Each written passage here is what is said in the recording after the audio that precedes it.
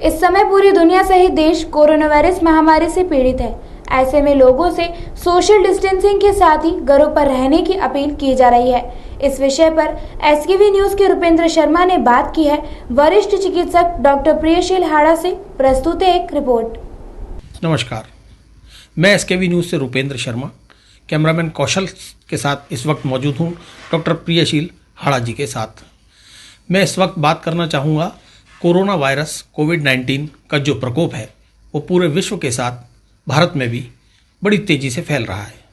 भारत के हालात इस समय बड़े नाजुक दौर में हैं और रोज़ाना कोई ना कोई केस बढ़ता जा रहा है। तो मैं जानना चाहता हूं डॉक्टर साहब से कि इस कोरोना वायरस का बचाव ही अगर उपचार है तो क्या इतनी तेज़ गर्मी जो पड़ने लगी है उस गर्मी से इस कोरोना वायरस पर कुछ इफ़ेक्ट पड़ेगा? डॉक्टर साहब देखिए, अपन पहले 10 साल पहले के ट्रेंड पे चलते हैं। पहले 10 साल पहले जो मौसमी बीमारियां होती थी वो अगस्त के बाद होती थी। जब बरसात पड़ जाती थी उसके बाद मौसमी बीमारियां होती थी, जगह जगह पानी भरा रहता था, उसकी वजह से वायरस बैक्टीरिया ग्रो होते थे और ये उल्टी दस्त से लेके बुखार, गले में खराश, जुकाम, ये सब चलता था दिसंबर तक। जब तक ये अपने नवरात्रे आते थे, जब तक ये 3-4 महीने को ये बीमारियां चलती थी और इनका प्रकोप रहता था।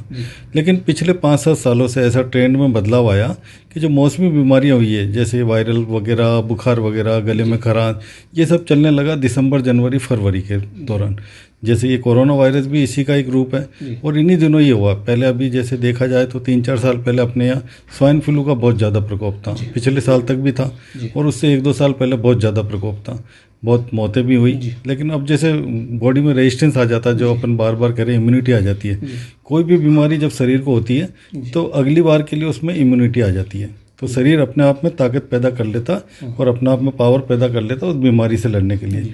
तो अगर वो अगली बार बीमारी होती है तो अपने में इम्यूनिटी रहती है। जैसे टीका अपन लगाते हैं तो टीके में छोटा डोज में उस बीमारी के जर्म्स पैदा किए जाते हैं, शरीर में डालते हैं। शरीर में डालने से उसमें एंटीबॉडी पैदा होती है और वो उसमें रोग प्रतिरोधक क्षमता पैदा हो जाती है, रोग से लड़ने की ताकत उस शरीर में आ जाती है।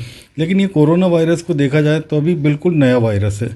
किसी को भी इस वायरस के बारे में जानकारी नहीं है। वायरस क्या है, कैसे आया, किस तरह से इसका ट्रेंड है, किस तरह से होगा, अभी तक पूरी जानकारी किसी भी तरह से पुख्ता सबूत में नहीं है। लेकिन देखा यह गया कि ये वायरस जैसे किसी में अगर किसी को लग जाता है तो 14-15 दिन बाद इसके सिम्टम्स, मतलब इसके जो बीमारी के रूप और प्रकट होने लगते हैं। और उसमें जैसे जो साधारण बीमारी है जैसे जुकाम, गले में खराश, बुखार और इस तरह का ही चलता है। तो शुरुआत में डिफ्रेंशिएट करना इसमें और सादा बुखार में बहुत मुश्किल होता है, इसीलिए पकड़ाना मुश्किल हो रहा है। तो ये जो सरकार जो कर रही है कि जो क्वारंटाइन और जो अपने मोदी जी ने जो शुरू में जो गाइडलाइन करी कि अपने सोशल डिस्टेंसिंग करा गया, अपने आप को बचाव किया गया, मास्क बांधें और अपने बार बार हाथ धोएं, ये इसी के लिए करा गया क्योंकि इस बीमारी की जानकारी अभी तक किसी को नहीं थी।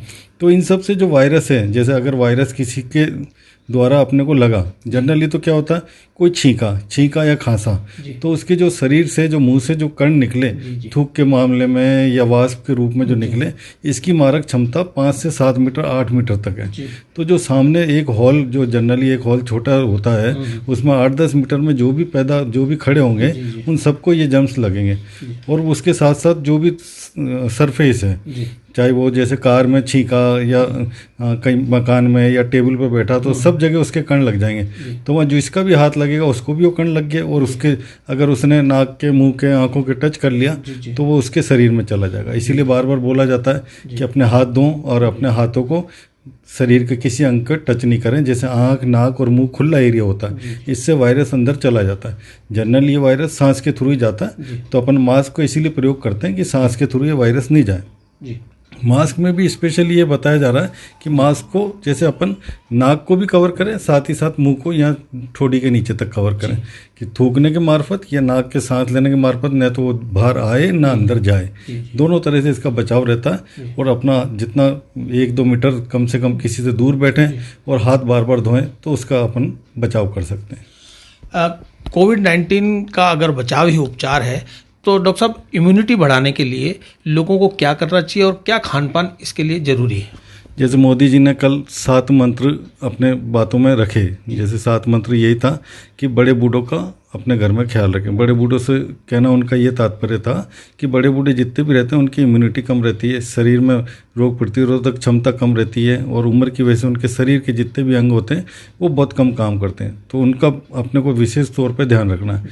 दूसरा उन्होंने कहा कि अपन जो अपने मास्क और सोशल डिस्टेंसिंग इस विशेष तौर पे ध्यान रखें, हाथ बार बार धोएं, तो अपन इससे बचाव का रूप लोगे।